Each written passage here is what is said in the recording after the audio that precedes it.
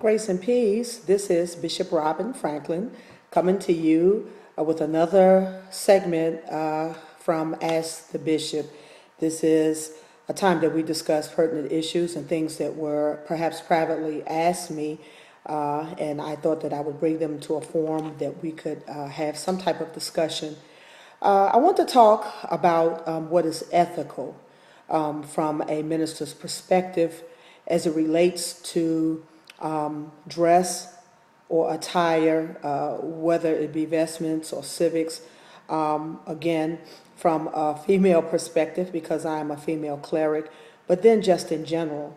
First of all, when a minister is dressed, there are some things when we speak of being dressed correctly, we're not going to get into the protocol as to who can wear what color, but I want to talk about how you wear what you wear. First of all, for the love of God, let your garments be cleaned. Let them be laundered. There's nothing worse than to see a bishop, a fivefold ministry gift, what have you, dressed to come and minister, and their clothes need to go to the laundromat or the cleaners, the dry cleaners. If you know that you are going to wear your vestments in a consecration ordination setting, especially, your garments should be laundered, dry cleaned, pressed properly. They should not look like you just pulled them out of the suitcase and you were in a rush and you just put them on. Your garments should reflect Christ. They should be clean. They should smell right. They should be pressed properly. As well, if a minister is in civic attire, ladies in particular, we wear makeup like myself and several other female Episcopates. Make sure that your collar is cleaned from the previous use. Make sure that you don't overdo the perfume. I am a perfume fanatic, trust me when I tell you, but I don't overdo it because I don't want to be a distraction. I don't want my fragrance to be a distraction, and the men as well. They need to be mindful of this. Always remember that when you're in civic attire, the objective, or you're in your vestments, you're not trying to make a fashion statement. Where did we get this mindset that we can dress it up, we can put a little extra lace on it, or we can put a polka dot pocket square with polka dot socks, because we want to match the white cuff in the shirt, especially if we're wearing black. This is ridiculous.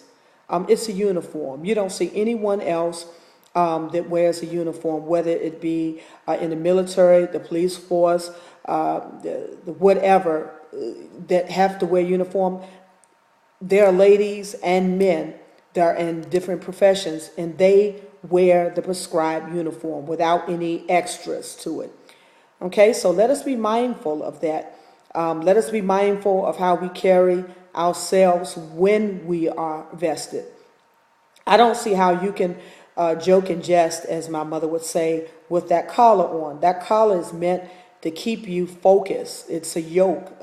You're supposed to be reminded that you are representing the church. So I want to throw that out. Ladies, of course, we don't overdo it. If we're ladies, before we put on the vestments, definitely we're going to be a lady while we have them on. We don't have to wear hoop earrings and earrings on your shoulder. Now, when I'm dressed down, and for those of you who didn't realize, I do dress down. I don't wear a collar and vestments all the time. When I'm home, when I'm in my neighborhood, when I'm going to the grocery store, I don't go and grab a collar and a rabat and put on civic attire. However, because I am who I am, even when I am going to the grocery store, I look like I represent the kingdom. Oh my goodness, Lord help us. Some of these things you should have been taught from your mother and from your father. When you leave the house, your hair is combed, your shoes are on, of course, no head scarves and rollers and guys with the pants sagging off your behinds. I'm talking about bishops and fivefold ministry gifts. I'm not talking about the people in our churches. I'm talking about us. So let us be mindful. Let us be mindful. All righty. This is Bishop Robin Franklin. Once again, I pray the Lord keep you. I pray the Lord blesses you. Until next time, God bless.